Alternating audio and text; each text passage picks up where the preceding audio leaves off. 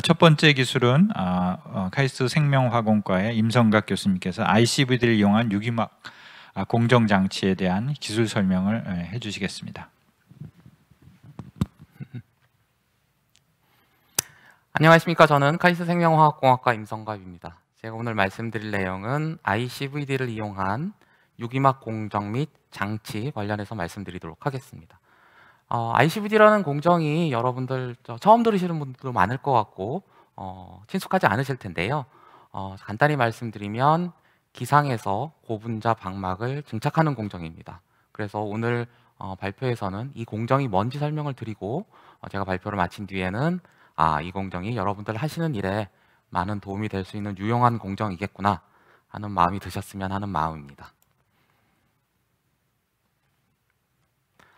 제가 말씀드릴 내용은 이렇고요. 지금 종래 기술의 문제점 말씀드리고 ICVD 공정이 어떠한 공정인지 말씀드린 다음에 한 3가지 정도 저희 공정을 이용해서 활용할 수 있는 분야에 대해서 소개해 드리도록 하겠습니다. 대부분의 경우 이제 유기막 이런 것들을 코팅하는 데 있어서 대부분의 공정 기술들은 기본적으로 보시는 것처럼 스핀 코팅 혹은 딥 코팅, 바 코팅 이와 같은 형태의 액상 공정들이 주로 많이 쓰이고 있습니다. 잉크젯 프린팅도 마찬가지고요. 그래서 폴리머를 용액에 녹여서 이와 같은 형태로 많이 이루어지는데 이런 것들을 하다 보면 이게 용액을 활용해야 되다 보니까 잘 젖지를 않아서 디웨팅이 돼서 깨끗하게 코팅이 안 된다거나 혹은 이와 같은 공정을 하다 보면은 용매도 써야 되니까 잔존 용매가 남는다거나 에디티브와 같이 첨가물 같은 것들이 들어가고 이런 것들이 안에 남으면 다 이제 불순물로 작용하게 돼요. 전자재료나 생체재료 이런 데에서 악영향을 미치곤 합니다. 그리고 용매를 사용하면 하부 기제에 영향을 주면 안 되겠죠. 하부 기제를 녹인다거나 팽창을 시킨다거나 이러면 안 되기 때문에 항상 용매를 고를 때에는 기판에 손상을 주는지 여부를 신경을 써야 하고요. 그 다음에 이제 용매 썼을 경우에 이제 녹는 거 문제가 있습니다. 말하자면은 물하고 기름하고 안 섞이죠. 그러니까 어떤 물질을 쓸 때 쓸 수 있는 이제 용매도 제한이 되고 그런 부분들이 있으면 불균일성도 많이 생깁니다. 저희는 이와 같은 공정을 해결하기 위해서 보시는 바와 같이 기상에서 고분자 방막을 증착하는 공정을 연구를 하고 있습니다. 여기 보시는 것처럼 이와 같은 체인버 안에 반응물이 주입이 돼서 중합이 이루어지는데요. 여기 보시면 이 까만색이 게시제, 파란색이 단량체입니다.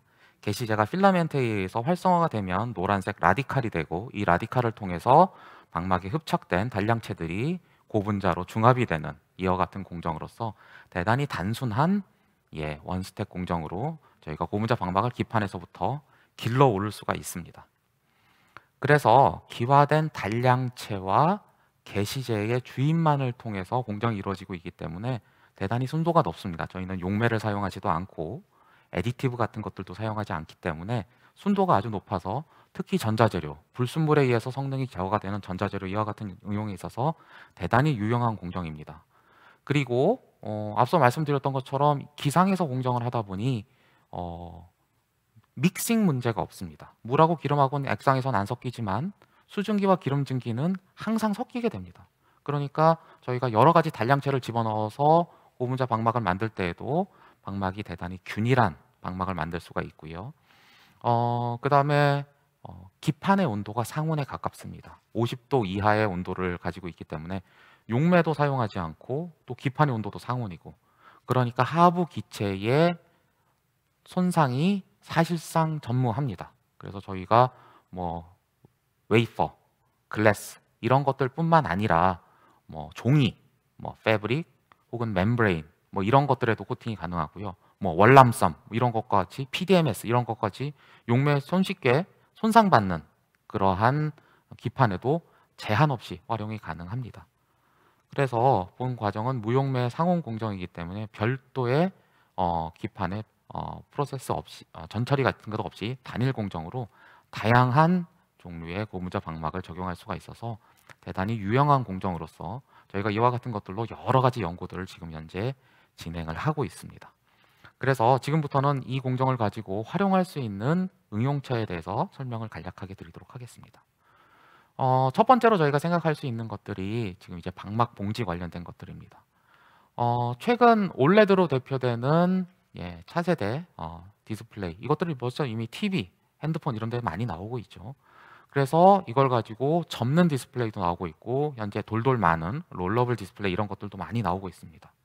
이렇게 접고 말고 이러려면은 모든 그 디스플레이 들어가는 컴포넌트들도 다 얇게 접을 수 있는 형태로 만들어져야 하는데요. 올레드 같은 경우는 수분이나 산소에 굉장히 취약하고, 특히 수분에 의해서는 아주 빠르게 손상을 받는다고 알려져 있어서 봉지막 역시 반드시 필요합니다. 그래서 봉지막도 굉장히 얇아야 되는데요. 기계적 유연성도 있어야 하고, 그러면서 봉지 특성도 좋아야 하기 때문에 대부분의 경우 보시는 것처럼 유기막과 무기막의 교차 증착을 통해서 이루어지고 있습니다. 현재 그 상용화돼서 사용되고 있는 데에서 유기막 증착 공정은 잉크젯 공정 기반으로 해서 증착하고 있는데 8마이크론 정도 돼서 굉장히 두껍습니다. 그리고 이제 무기물은 기상에서 진공에서 증착을 하는데, 유기물은 다시 꺼내서 상압에서 액상 공정을 하고 있다 보니까 넣었다 뺐다 하는데 굉장히 복잡한 부분들도 있고요. 이게 워낙 두껍다 보니까 마이크로 디스플레이나 이런 것들 하면은 작은 픽셀 사이즈에서는 옆에서 이렇게 보면 빛이 새고 이런 과정들도 많이 필요합니다. 그래서 얇아지면서도 좋은 물성을 가지고 있는 방막 봉지에 대한 니즈가 굉장히 점점 커지고 있고요. 그 봉지 특성에 대해서 좀 설명을 좀 드리자면요. 봉지가 지금 많이들 나와 있는데요. 지금 보시면은 이와 같이 이제 낮은 수준의 봉지면 뭐 푸드 패키징 이런 거 할 때는 상당히 낮은 수준에서도 가능한데요.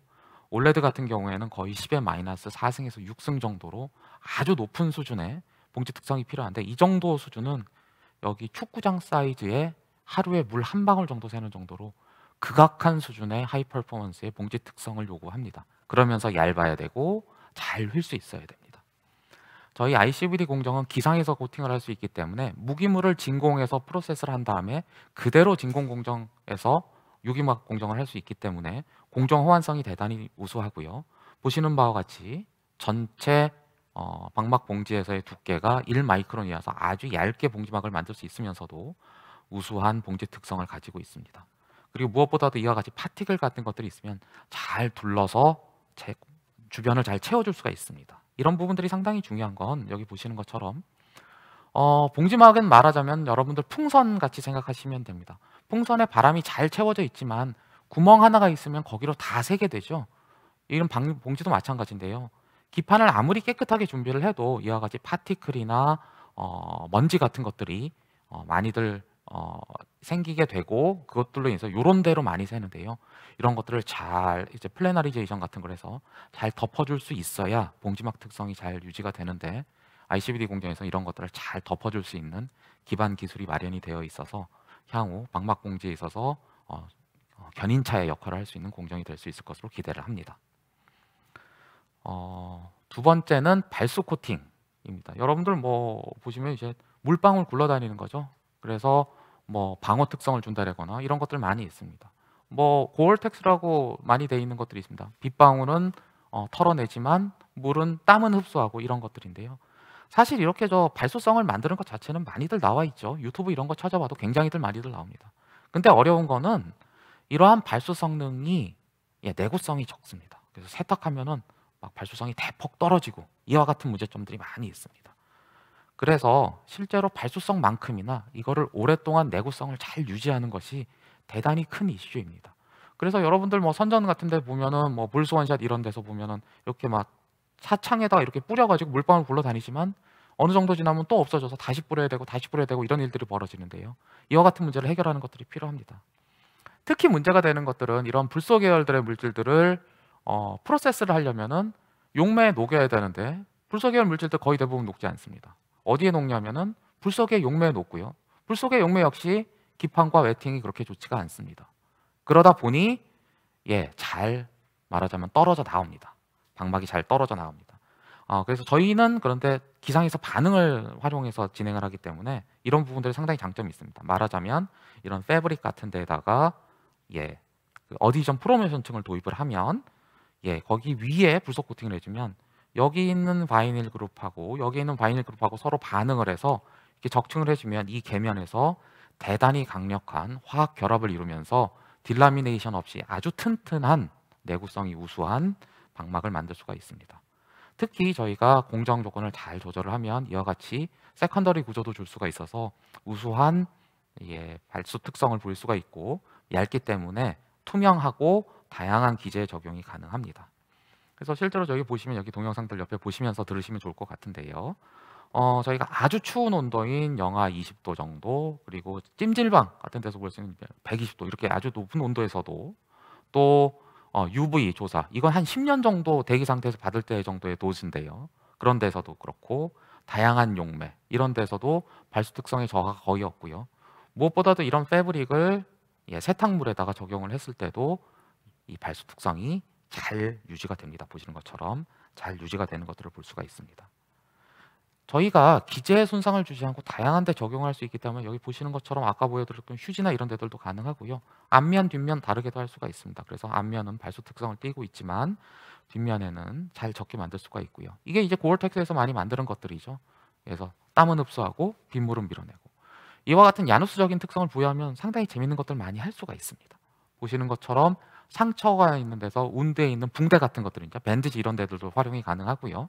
마스크팩 같은 것들입니다. 얼굴에 바르면 바깥쪽으로는 화장품이 새지 않고 피부 쪽으로만 화장품이 잘 들어오는, 이와 같은 것들도 저희가 만들 수가 있습니다. 끝으로 저희가 소개해드리고자 하는 것들은 분자 진단, 바이오칩 관련된 부분들, 바이오칩에서도 표면 처리 이런 부분들이 대단히 유용하게 사용이 됩니다. 실제로 최근 코비드-19 이런 것들 문제들이 있어서 이런 부분에 대한 니즈가 굉장히 커지고 있고, K방역에서 우리나라가 차지하고 있는 비중이 굉장히 큰데요. 실제로 분자 진단에서 핵산을 증폭하고 이러한 과정만큼이나 중요한 부분들 중에 하나가 시료의 전처리입니다. 뭐 식중독균을 예를 들어서 그렇지만 대부분들 마찬가지입니다. 이런 시료들이 있으면 기름 성분이 있고 물 성분이 있고 고체 성분도 있어요. 음식물, 부스레기 이런 것들이요. 이런 것들을 해주면 얘네들은 다 말하자면 이니비터 역할을 합니다. 그러니까 증폭하는 데 방해가 되는 것들입니다. 다 분리하고 정제를 해야 되는 것들입니다. 지금 이런 것들 정제를 어떻게 하고 있느냐 하면 뭐 센트리퓨지를 돌리고 필터를 내리고 해서 대단히 복잡한 과정으로 이런 것들이 진행이 되고 있는데요.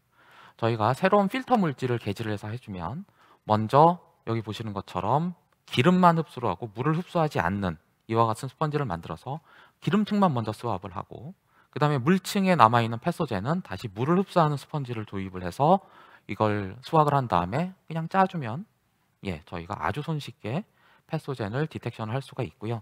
그러니까 필터만 2번 거치면 됩니다. 굉장히 복잡한 과정을 거치지 않고, 그 다음에 이렇게 수확이 된 이러한 그 패소젠들을 여기 보시는 것처럼 핵산을 저희가 추출해야 되는데, 핵산이 말 그대로 산입니다. 엑시드이기 때문에 인산 계열의 산인데요.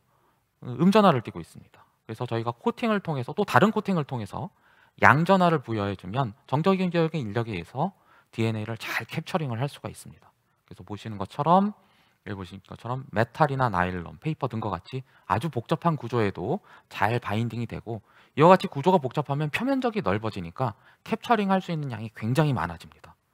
그러다 보니 여기 보시는 것 LOD라고 하는 거는 리밋 오브 디텍션이라고 돼 있어서요. 민감도라고 보시면 되는데 아주 낮은 민감도에서 가능하고요. 이건 현재 나와 있는 키트 수준보다 조금 더 좋은 정도 수준으로 상당히 우수한 특성을 가지고 있습니다. 현재는 저희가 이와 같은 것들을 PCR 튜브에 직접적으로 적용을 해서 PCR 튜브에 한 번 시료가 들어가면 모든 분석이 한꺼번에 마무리가 될 수 있도록 할 수가 있고, 저희가 그램 포지티브, 그램 네거티브 박테리아, 그리고 RNA, DNA 등등을 가지고 다양하게 테스트를 지금 진행을 하고 있고 상당히 우수한 민감도를 나타내고 있습니다. 간략하게 정리하면 기존에 있는 방식은 시료 집어넣고 깨고 바인드해서 씻고 다시 닦고 씻고 다시 닦고 해서 굉장히 복잡한 스텝들이 들어가는 반면에, 저희가 하고 있는 공정은 집어넣어서 바인드를 한꺼번에 코팅이 이와 같은 역할을 하고요. 그 다음에 씻어낸 다음에 바로 PCR 할 수 있기 때문에 아주 신속하면서도 감도의 트레이드 오프 없이 고성능의 분자 진단 관련 새로운 컨셉을 저희가 제시할 수 있을 것으로 기대를 합니다. 저희가 가지고 있는 관련해서 오늘 말씀드렸던 부분에 특허 관련된 부분은 여기 이렇게 있습니다. 네, 경청해 주셔서 감사합니다. 이렇게 마치겠습니다.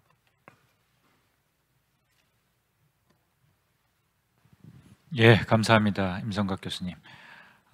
질문이 올라와 있는데요. 질문을 소개를 하겠습니다.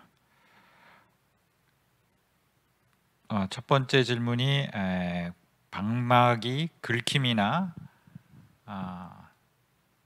쏠림 같은 손상이 가해졌을 때 저항성이 기존 기술과 비교하면 어떤가요? 라는 질문이 첫 번째 올라와 있습니다. 예. 네. 지금 고분자 물질이기 때문에 저희가 지금 말씀드릴 수 있는 것들은 고분자 물질 자체는 말하자면은 자연이 그렇게 만들어 놨기 때문에 돌멩이나 이런 것들보다 더 튼튼하고 그럴 수는 없습니다. 그래서 고분자 물질들의 성능이 비슷하지만 하지만 저희가 이런 것들을 공정을 할 때 많은 경우에 가교제 같은 것들을 넣어주기 때문에 큰 차이는 아니지만 기존의 일반적인 고분자 물질보다는 상대적으로 우수한 기계적 강도를 가지고 있고 어브레이전에서 상대적으로 우수한 특성을 가지고 있습니다. 다만 뭐 무기물 수준의 맞아요 유리의 긁힘이나 이런 정도까지는 아니고요. 방막의 종류에 따라 다르지만 좋은 것들은 4H 뭐 이런 정도까지 나오는 것들도 있습니다. 예. 그 다음 질문이 이제 코팅 이후에 물리화학적인 안정성이 어느 정도 되냐는 질문이 있습니다. 예. 네. 방금 제가 이제 저 설명드릴 때 이 부분은 제가 빼뜨렸는데 좀 설명을 좀 드리도록 하겠습니다. 아까 말씀드렸던 것처럼 저희가 필요한 기능을 가지고 있는 단량체를 주입을 할 때 그와 함께 가교제도 같이 주입을 하면 한 스텝 내에서 그러니까 증착이 되는 스텝 내에서 방막이 많은 형태의 가교를 이룰 수가 있습니다. 이와 같은 가교를 이루게 되면 방막의 기능기를 유지를 하면서도 용매에 녹는다거나 열에 의해서 흐물흐물해진다거나 이런 부분들을 대단히 크게 억제할 수 있기 때문에 방막의 화학적, 기계적 내구성은 대단히 우수하고요. 그 다음에 표면에서부터 자라 올라오는 공정이기 때문에 그러한 것들을 잘 유지를 하면 방막에서 딜라미네이션 이런 부분들도 저희가 조절을 할 수가 있습니다. 그 다음 질문도 유사한 질문인데 내화학성은 설명을 하셨고 내열 성능은 어떤지 한 질문입니다. 예. 네, 저희가 지금 대부분 지금 해보면은 내열성이 이제 크게 두 가지가 있습니다. 멜팅 템퍼레처 이런 부분들은 일반 고분자와 비슷하게 그 글래스 트랜지션 템퍼레처, 멜팅 템퍼레처 이런 것들은 있는데요. 디컴포지션 템퍼레처는 저희가 대체로 측정을 해보면은 310도, 330도 뭐 이렇게 나오는 것들 그 레인지 안에 보통 많이 나옵니다. 절연 특성 같은 것들을 저희가 측정을 해보면은 저희가 가지고 있는 것들이 280도, 300도 정도까지는 잘 버티는 방막들이 몇몇 종들 저희가 확보를 하고 있습니다. 예, 그 다음 질문은 그 장비에 대한 건데 설치의 금액이 얼마나 될까요? 라는 질문이 있습니다. 설비는 이거는 기본적으로 이제 진공 장비이기 때문에요. 저희가 지금 가지고 있는 것들은 빈 체인버 안에 하부에 냉각 기판이 있고 위에 필라멘트가 있고 그 다음에 저희가 펌프는 하이 베큐um 시스템이 아니라 로터리 펌프 정도로만 오퍼레이션해도 충분히 가능합니다. 그래서 구성하는 구성 장치 자체는 상당히 단순하고요.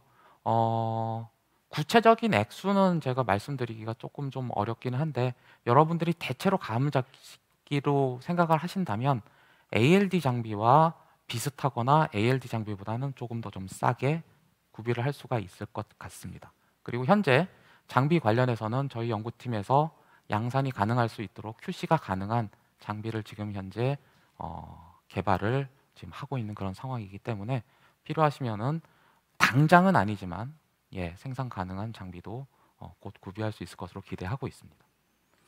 예, 감사합니다. 임성각 교수님 발표 감사합니다. 예, 네, 감사합니다. 우리 임성각 교수님한테 온라인 기술 상담을 신청한 분은 안내에 따라서 온라인 상담을 해주시기 바랍니다.